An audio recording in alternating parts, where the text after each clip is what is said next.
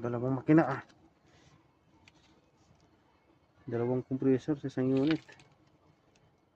So hindi gumagana yung unit outdoor indoor, hindi gumagana yun, walang power. Kira sa dit sabi kita ba ha? Atin na lang ba yan? So wala talagang power. Check natin to,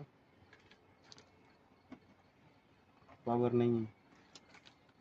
So check natin yung compressor kung hindi ba grounded. Ito yung terminal nya individual, wala dalawang kapasitor. Check natin kung bisa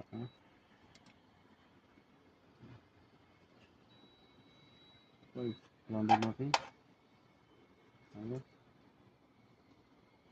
Wala namang grounded.